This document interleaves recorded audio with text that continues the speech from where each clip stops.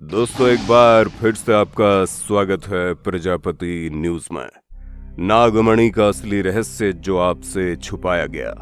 दोस्तों, इस वीडियो को तो आप लोगों ने देखा ही होगा, जहां एक इंसान सांपों को पकड़ता है, फिर उनके माथे पर चाकू से कट लगाता है और वहां से काली नागमणि निकाल लेता है। पर सवाल ये आता है, क्या ये सच में नागमणि है? क्या नागमणि का अस्तित्व वाकई में होता है? क्योंकि फिल्मों वगैरह में तो आप लोगों ने नागमणि के खूब किस्से सुने होंगे, लेकिन असल जिंदगी में क्या ये वाकई में होता है, इसके बारे में शायद ही किसी को मालूम होगा। पर आप चिंता मत कीजिए, क्योंकि आज की इस वीडियो को देखने के बाद आपके सारे सवालों के जवाब आपको मिल जाएंगे और हम आपको ये भी बताएंगे कि कैसे आप नागमणि प्राप्त कर सकते हैं और जो चाहे वो कर सकते हैं।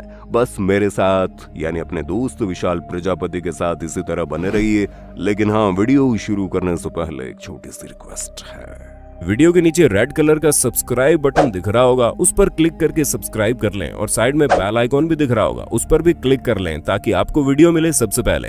दोस्तों, सालों से हम किस्से कहानियों में बात सुनते आ रहे हैं कि जो नागमणि होती है वो इच्छाधारी नागों के पास होती है, जो अपनी इच्छा से रंग रूप बदल सकते हैं और इस तरह के नाग 100 सालों तक जीवित रहते हैं।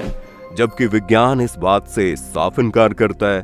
विज्ञान का कहना है कि सांपों के पास ऐसी कोई नागमणि नहीं होती। तो फिर सवाल ये खड़ा होता है कि आखिर ये नागमणि वाली कहानी आई कहां से? क्योंकि बिना आग के तो धुआं नहीं उठता। तो फिर ये नागमणि का किस्सा क्यों सालों से चला आ रहा है? पर दोस्तों, उससे पहले हम ये जानेंगे कि आखिर विज्ञान क्यों नागमणि वाली बात को गलत मानता है। क्यों विज्ञान ये कहता है कि नागमणि यानी कि स्नेक स्टोन सिर्फ और सिर्फ किस्से कहानियों में ही है। विज्ञान का सीधे तौर पर ऐसा कहना है कि किसी सांप के पास कोई मणि जैसी चीज नहीं होती, क्योंकि आज तक किसी भी सांप के पास इसे नहीं पाया गया। और ये सांप के मुंह में आएगी भी कहां से?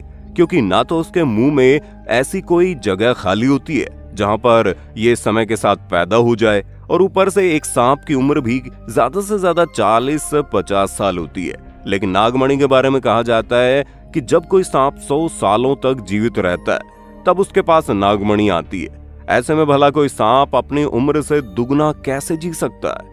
कहा जाता है कि नागमणि जिस किसी भी सांप को मिल जाती है वो सांप इच्छाधारी हो जाता है और अपनी इच्छा से रंग रूप बदल सकता है, क्योंकि इस मणि में कई सारी दिव्य शक्तियां होती है जिससे वो सांप चाहे जो वो कर सकता है। और अगर हम इस टॉपिक पर बनी फिल्मों के बारे में बात करें तो इस तरह के सांप की या तो कोई मणि चुरा लेता है या फिर नागिन के नाग कोई मार डालता है और फिर नागिन बदला लेने आती है। इस तरह की चीज लगातार फिल्मों और सीरियल में चलती रहती है, लेकिन वैज्ञानिक इसे सिर्फ और सिर्फ मजाक के तौर पर लेते हैं। और वैज्ञानिक कहते हैं कि अगर कोई इंसान इस तरह की फिल्मों को देखेगा तो यही सोचेगा कि नागमणि रखने वाला सांप अगर इच्छाधारी है तो उसे पहले ही पता चल जाना चाहिए कि कोई उनकी मणि चुराने आ रहा है। तो फिर कैसे कोई उनकी सबसे कीमती चीज चुरा कर ले जा सकता है? ऊपर से कोई सांप तो हम इंसानों को बताने आया नहीं है कि मेरे पास इतनी कीमती मणि है, जिसको अगर तुम पा भी लो तो तुम भी हमारी तरह सब कुछ कर लोगे। जबकि सांप खुद ही नागमणि की और ना ही अपनी जान की रक्षा कर पाता है, और इच्छाधारी सांप भी उस मणि को खो देता है। जब सांप अपने सबसे बेशकीमती चीज को खो देता है तो हम इंसान कैसे कल्पना कर सकते हैं कि उस कीमती चीज को पाकर हम ताकतवर बन जाएंगे और सब कुछ कर लेंगे। इस तरह की जितने भी बातें हैं वो वैज्ञानिकों को ये सोचने पर मजबूर कर देती है कि ये सब सिर्फ और सिर्फ कोरी कल्पना है।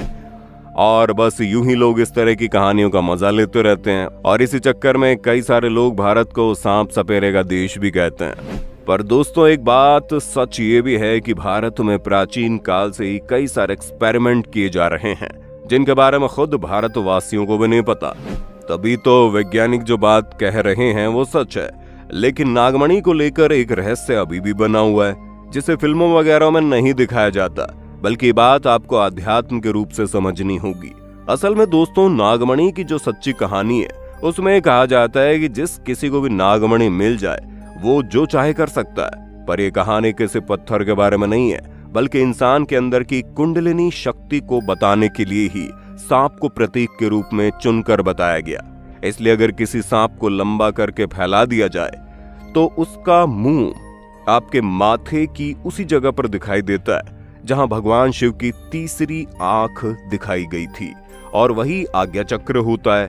और आज्ञा चक्र के बारे में कहा जाता है कि जिस इंसान का ये चक्र एक्टिवेट हो जाता है वो भी जो चाहे कर सकता है, जैसे कि बिना किसी मोबाइल वगैरह की सहायता के अपने मन की बात दूसरों तक पहुंचा सकता है, दूसरों के विचार जान सकता है। और यहीं से पुरुषों में तिलक और महिलाओं में बिंदी लगाने की शुरुआत हुई थी, जिसके पीछे भी बहुत बड़े राज छुपे हुए हैं। क्योंकि जहां पर तिलक और बिंदी लगाई जाती है वहीं पर हमारा आज्ञा चक्र होता है, जो इस तरह की चीजों से धीरे धीरे एक्टिवेट होता है। हालांकि ये सारी बातें बहुत ही ज्यादा आध्यात्मिक है, और जब नागमणि वाली कहानी बताई गई थी तो उसे इसी आध्यात्म से जोड़कर बताया गया था, लेकिन लोगों ने इस कहानी को गलत तरीके से सुनना शुरू कर दिया, जिस वजह से आज किसी को भी ये नहीं पता कि नागमणि कहीं और नहीं बल्कि हमारे अंदर है, हमारे आज्ञा चक्र में है, जिसे धीरे धीरे हम ध्यान के माध्यम से एक्टिवेट करके जो चाहें वो पा सकते हैं।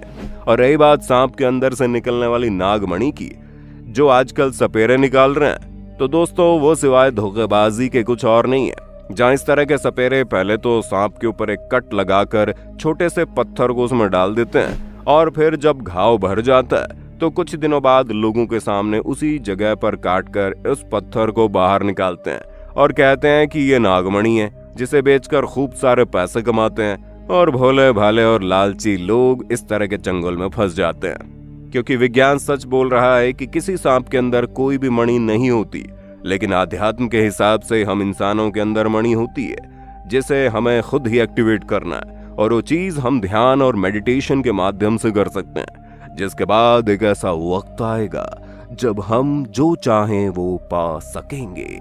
इसलिए अगर आपको भी मणि चाहिए, किसी सांप के अंदर नहीं मिलेगी, बल्कि अपने खुद के अंदर झांक कर देखिए, आप भी सर्वशक्तिमान बन जाएंगे। बाकी आपका वीडियो पर क्या कहना है कमेंट में बताइए, और इसी तरह की वीडियोस को देखते रहने के लिए चैनल को सब्सक्राइब करना ना भूलें। और हम फिर मिलेंगे नए वीडियो में, तब तक के लिए जय हिंद, जय भारत, हरिओम। दोस्तों, आपकी स्क्रीन पे 2 और वीडियोस दिख रही हैं, जिसे देखने के लिए आप इस स्क्रीन पर क्लिक करें। दोनों देखिएगा, बहुत अच्छी वीडियो बनी है।